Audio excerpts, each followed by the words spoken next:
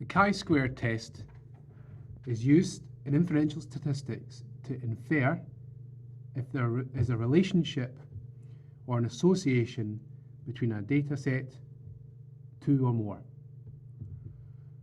Data has to be nominal or named data in order to test to see if there's a relationship between what we observe or what we've counted and what we might expect to see. Data needs to be in frequency format. For example, we might have 5 red balls, 3 blue balls, and 2 green balls. And here's our frequency or count of our data by our nominal or named sets, categories or classes. Also with chi-squared, we need to have a total number of frequency, 5 plus 3 plus 2, etc., which must be greater than 20 and have no category, no single category, red single category, blue single category, green single category, with values of less than 5 or 5 counts in each. In which case, our example here would not satisfy the criteria to perform an accurate chi-square test.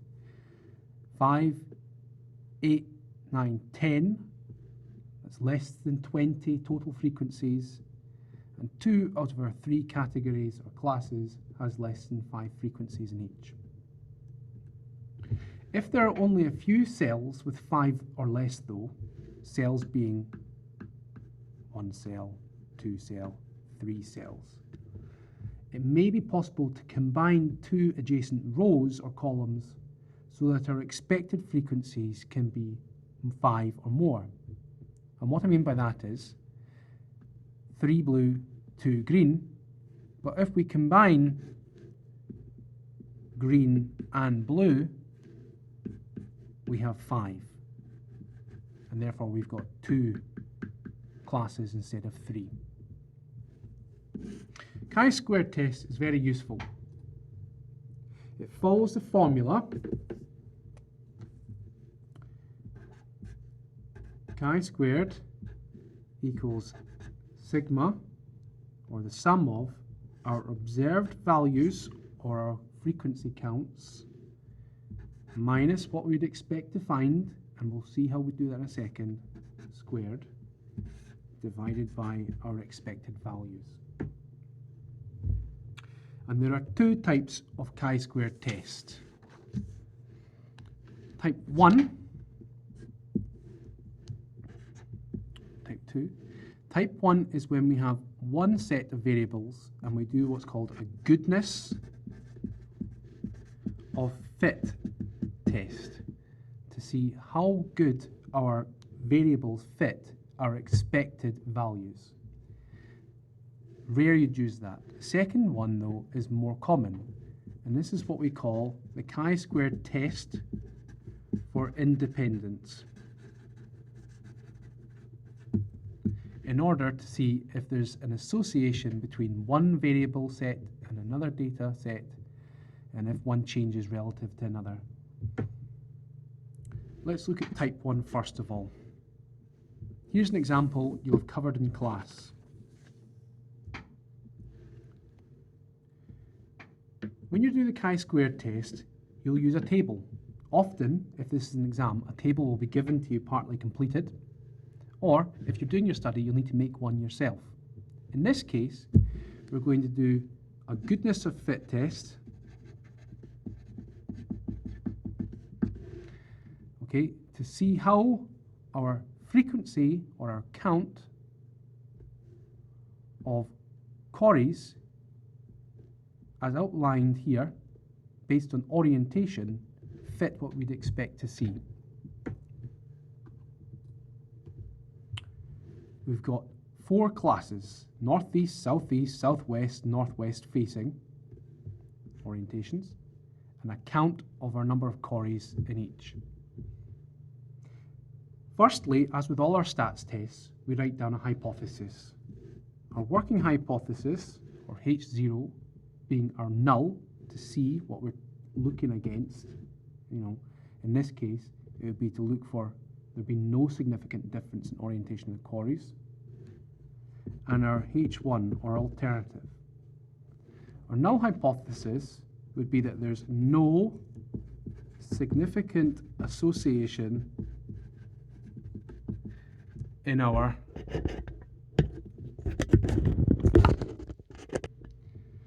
where there's no significant association. Sorry, Miss Mulvey just came in and spoke to me. Alternatively, H1, there will be a significant association in the orientation of Corys. From higher geography, hopefully, you should recall that most Corys are open towards the north or northeast. From our observed data, we can see that looks like it's going to be the case, but how significant is our data relative to our expectations? Well, because if we look back at our equation, chi-squared is the sum of our observed values minus e squared over e. We need to work out what this e component is. E is our expected values. This is like saying, if we add this all up, it comes to 84, and we divide it by the number of classes we've got, what's the equal split going to be? So to calculate our expected values, E is the sum of our observed values divided by n. For 84 divided by 4. This equals 21. We then put 21 next to each one of our frequency counts for each one of our 4 classes in this case. We then simply go through and fill in the table. 37 minus 21, or O value 1 minus E, 16. 22 minus 21, 1. And we're going to get negative values. We don't like negative values in statistics because they skew our results. So to get rid of them, we square our negative values. O minus E squared, we'll get rid of them. 16 squared is 256. 1 squared is 1. Negative 15 times negative 15 is 225, 4. Now, because we want to look at our observed values relative to what we'd expect to find in order to see if there's an association, we then have to divide this individually by our value for E, 21.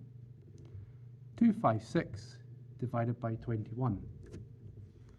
This is when sometimes you can get rather large numbers here if you're doing a chi-squared test. 1 divided by 21, 0.05. 225 divided by 21, 10.71. 4 divided by 21, 0.19. And chi-squared is the sum of our observed minus expected values squared divided by E. In other words, the total of this column. In this case, is 23.14. This is what's known as our chi-square statistic.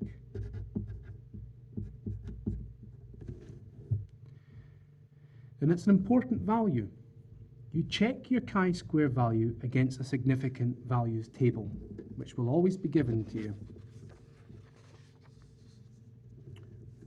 Here's a portion of a significant values table for a chi-square. In order to do this, like other statistical tests, we need to find the degrees of freedom. This is to what extent we can afford to lose values and still come up with a statistically valuable result. For the chi-squared test, the degrees of freedom is calculated as n, or the total number of categories you have, which is 4, 1, 2, 3, 4 in this case, minus 1. 4 minus 1 is 3. We'll look at our degrees of freedom, find 3, and then we'll decide how confident we want to be that our chi-square statistic of 23.14 shows a significant relationship or not. The minimum level of confidence is 95%, and at the critical value of 0.05, this gives us a significance level of 95% confidence. So for degrees of freedom, calculated as 3, and a significance level of 95% with the 0.05 critical value, our number is 7.82. Make a note of that, 7.82. This is basically like saying this is our cutoff value. And for the chi-squared statistic, as other statistics are like this too, if chi-squared is greater than this cutoff value, we reject the null hypothesis in favor of the alternative. Chi-squared statistic in this case is 23.14 is greater than the 95% confidence interval statistic of 7.82. We therefore reject our null hypothesis and we accept the alternative. In other words, we can say that there is a goodness of fit with what we'd expect to see if our values were split equally versus our observed values across our 4 categories in this case.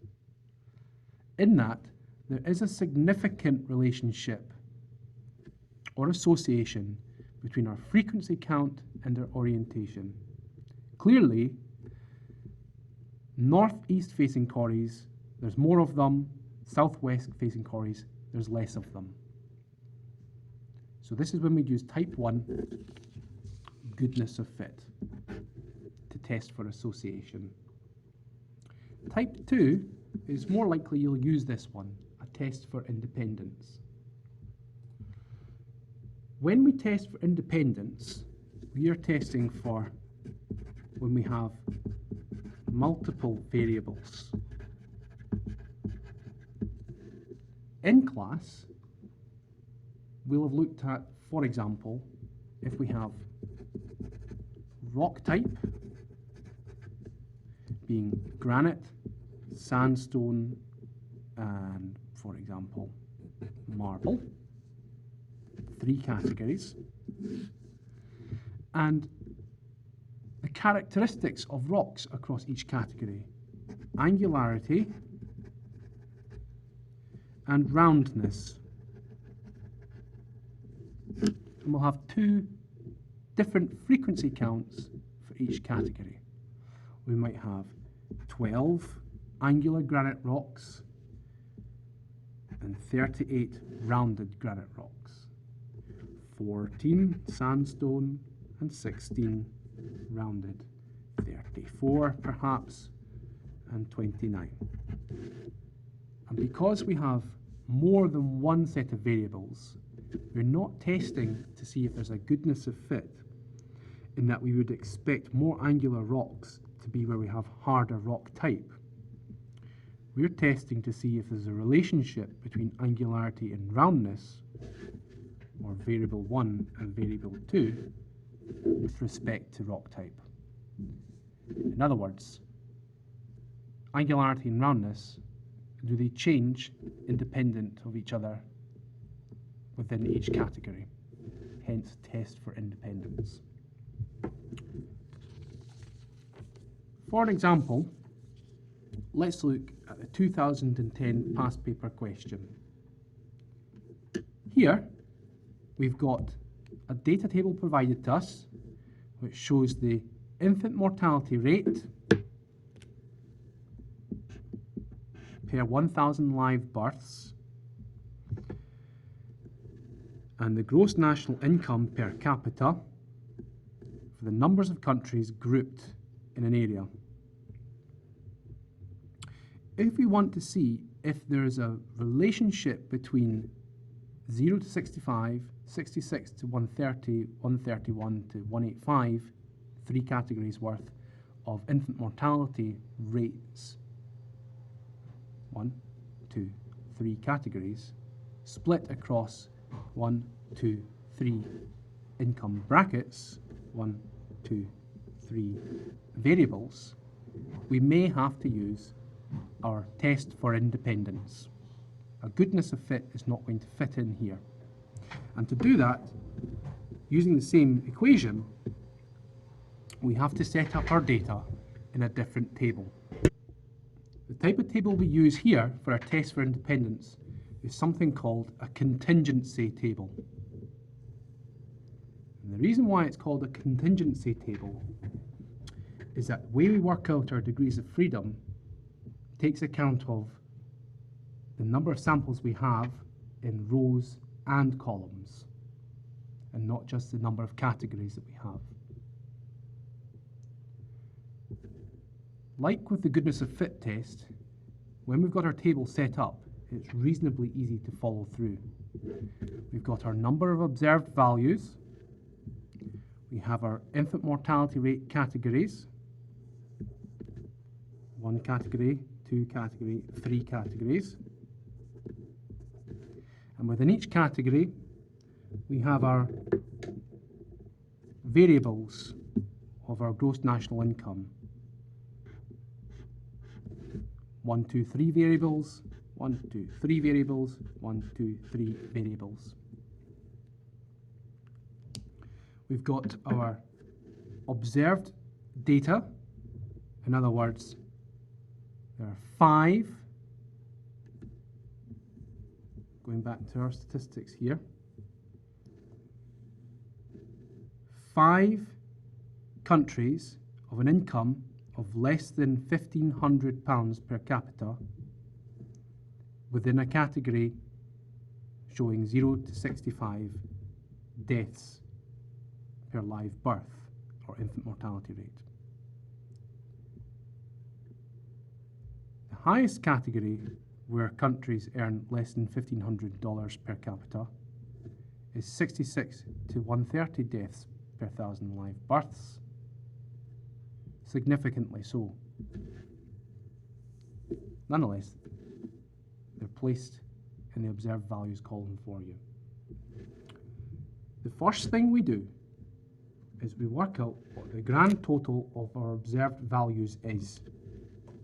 5 plus 15 plus 20 plus 24, 21, 11, 9, 6, and 5. 116.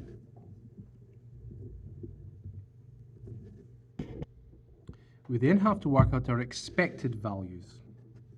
Helpfully, it's provided for you as to how you do this. The expected values are obtained by multiplying the row total by the column total and dividing by the grand total.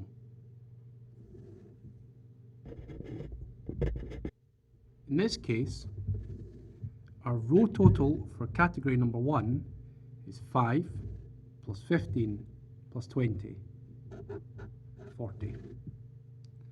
Our column total for countries of a GNI per capita of less than 1,500 is 5 plus 24 plus 9. That's 39. You complete this table, 24 plus 21 plus 11 equals 56. And I've skipped ahead here. So we have our row totals and our column totals by adding up rows, adding up individual columns.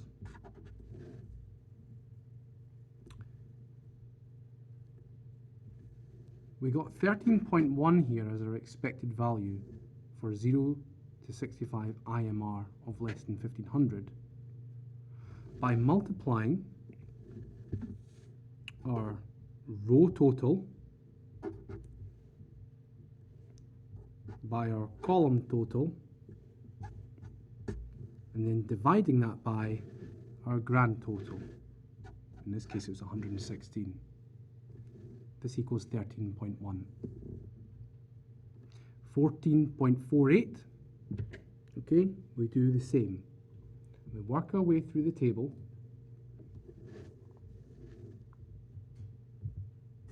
Go into 2 decimal places for our expected values.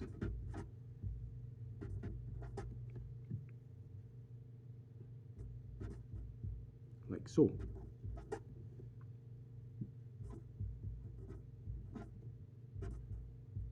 So for example, GNI 3001 4500, okay, at 131 to 185, 20 times 36 divided by 116, 6.21. That's the main difference between the test for independence and the goodness of fit out the way. It's how you get your expected values. The similarities continue. O, observed value, minus E, to get the difference. 5 minus 13.1, negative 8.1. Now I've done this already, so I'll plug in my values. 5.66, 0.72, and I'm just taking away the expected value I've calculated from the observed value. Negatives are expected. Although we don't like them in statistics, we can do something about them.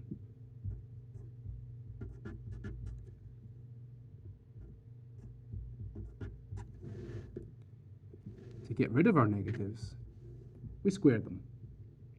And again, I've done this already, so 5.66 squared is 32.04. 0.72 squared,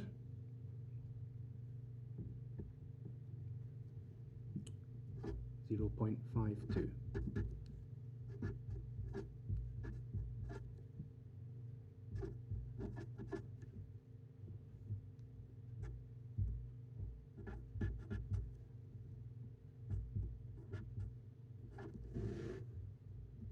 And then to get our chi-squared statistic, we need to have our difference between observed and expected squared divided again by our calculated expected value for each category.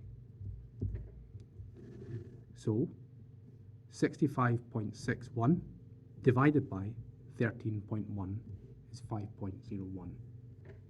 And I filled this in previously, so I know the answers.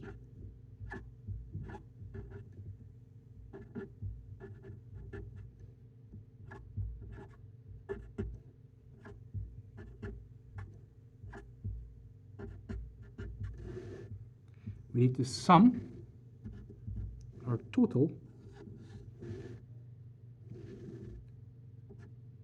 15.16. So our chi-squared statistic for our test for independence here is 15.16. And this is what we're going to use to compare against. And this is when we use our critical values table, which is provided for us in this case, and you have at the back of your statistics booklets. The second difference between the goodness of fit test and the test for independence, however, is how we calculate our significance level based off our degrees of freedom. For the test for independence, the degrees of freedom is not the number of pairs you've got minus 1. It's the number of rows and columns minus 1.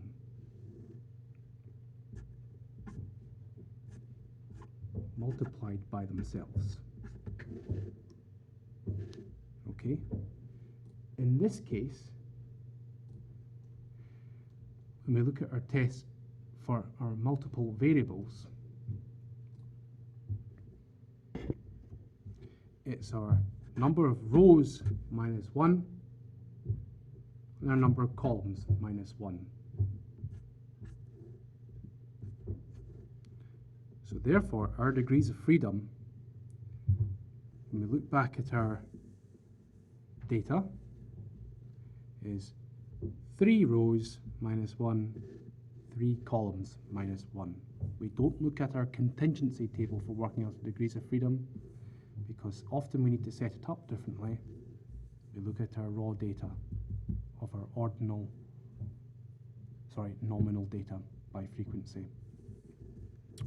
So 3 minus 1, 3 minus 1, 2 times 2, degrees of freedom is 4.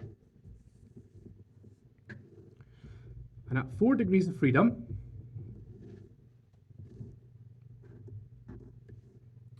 and the 95% significance level with the critical value of 0.05, we're looking for our chi-squared statistic to exceed 9.41. Does it? It does. Therefore, chi-squared of 15.16 is greater than our critical value at the 95% confidence interval of 9.49. We can therefore say that with 95% certainty that there is indeed a relationship here. We can be 95% sure that the results occurred without chance. There is a significant indication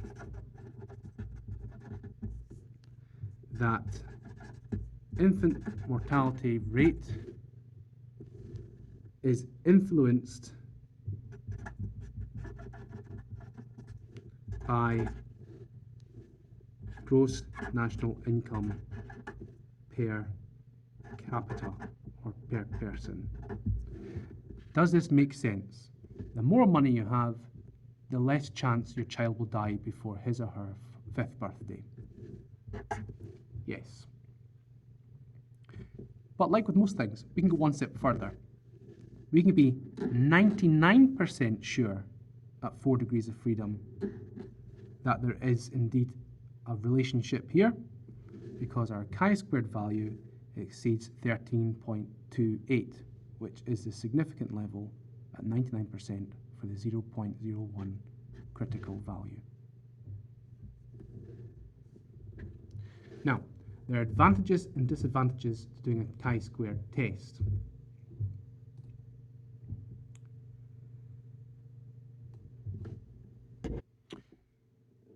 The chi-squared test can always be used to test if the null hypothesis, which states there is no significant difference between expected and observed results, can be accepted or rejected in favour of an alternative.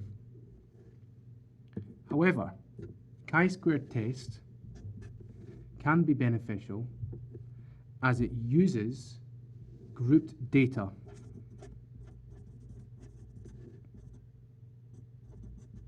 Allowing us to infer relationships between sets of data. It allows us to measure the difference between expected and observed values.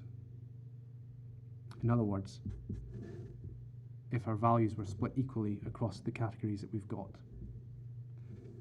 and that our values, if they were to occur by chance, if they were equally distributed, how significantly different is that from what we actually see? It can also help you decide if the difference between the expected and observed results is due to chance,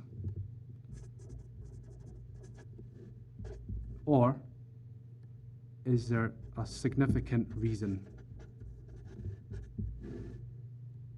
In our example, there was a 99% or more significant reason that infant mortality rate was higher in countries where there's a lower GNI. The negatives, though, in the ways in which it's limited, is that the data must be grouped, so it's not an always suitable method. It's only appropriate when you have nominal frequency data. And it's limited because you can't use it if you have rank order data across variables. You then go and use something like a Spearman's rank. And it cannot be used for small samples. So remember, okay, that small samples mean that if you have a total frequency count of less than 20, or within each category, a frequency of less than 5, the results that you get will not be statistically significant. And you'll have to think again about how you've gathered data.